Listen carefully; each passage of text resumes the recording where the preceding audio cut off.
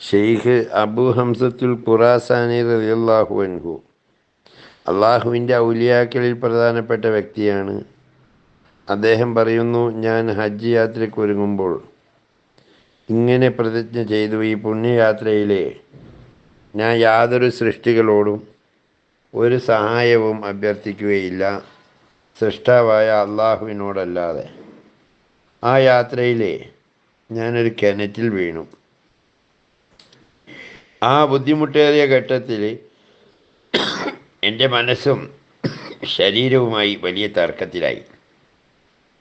ഇപ്പം ആരോടെങ്കിലും സഹായം അഭ്യർത്ഥിക്കാതിരുന്നാൽ ഈ കിണറ്റിൽ കിടന്ന് മരിക്കേണ്ടി വരുമെന്ന് ശരീരം ശക്തിയായി ബാധിച്ചു. ആത്മാവ് പറഞ്ഞു, അള്ളാഹുവിനോടല്ലാതെ സഹായം തേടില്ലാതെ പ്രതിജ്ഞ ചെയ്തിട്ട് മറ്റ് ജനങ്ങളെ വിളിക്കുക ഒരിക്കലും നടക്കൂല എന്ന് പറഞ്ഞു.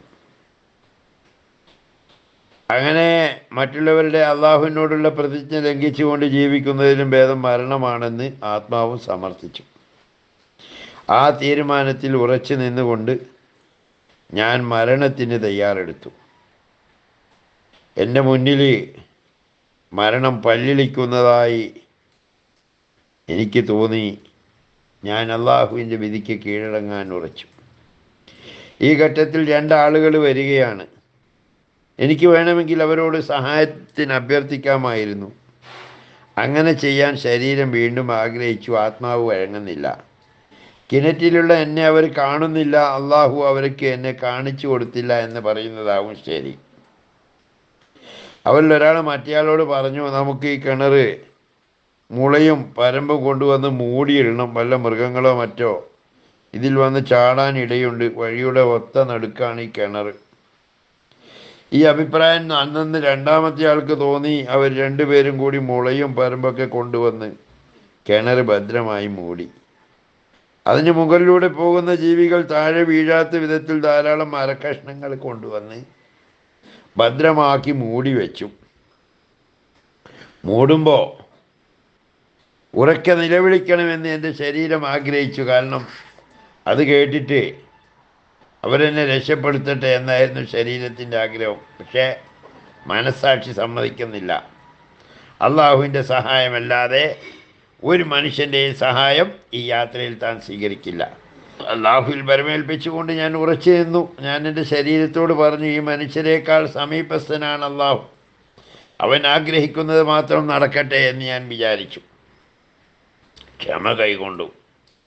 ആ നിലയിൽ 1 മണിക്കൂറെങ്കിലും കഴിഞ്ഞു കാണും. ഒരു ഹിംസ്ര ജന്തുവിൻ്റെ അലർച്ച കേട്ടു.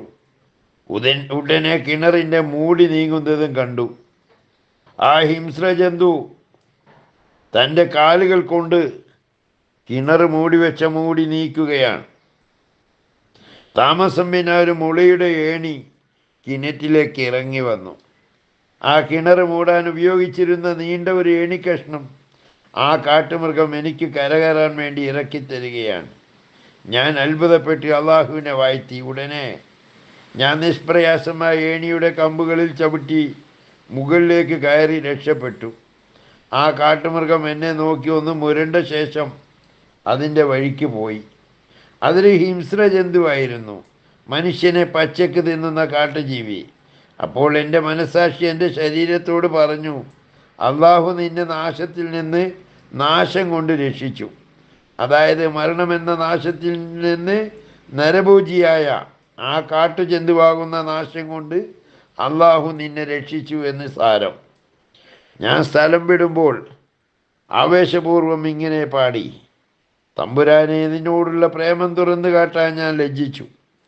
എൻ്റെ ആവശ്യങ്ങൾ അന്യർക്ക് തുറന്നു കാട്ടുന്നതിൽ നിന്ന് നീ എന്നെ രക്ഷിക്കുകയും ചെയ്തു. എന്നോട് നീ ദയ കാണിച്ചു. എൻ്റെ ശരീരത്തെ നീ ആ ഹിംസ്രമൃഗത്തിന് കാണിച്ചു കൊടുത്തു. ദയ കൊണ്ട് ദയ ലഭിക്കുന്നു. അദൃശ്യമായതിനെ നീ എനിക്ക് കാണിച്ചു തന്നു. അങ്ങനെ അദൃശ്യനായ നിൻ്റെ കാവലാണ് ഞാനെന്ന് നീ എന്നെ ബോധ്യപ്പെടുത്തി.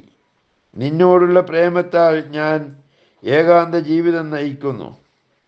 നീ നിൻ്റെ കനിവ് കൊണ്ട് എന്നെ നിർവൃതിയിലാഴ്ത്തുന്നു.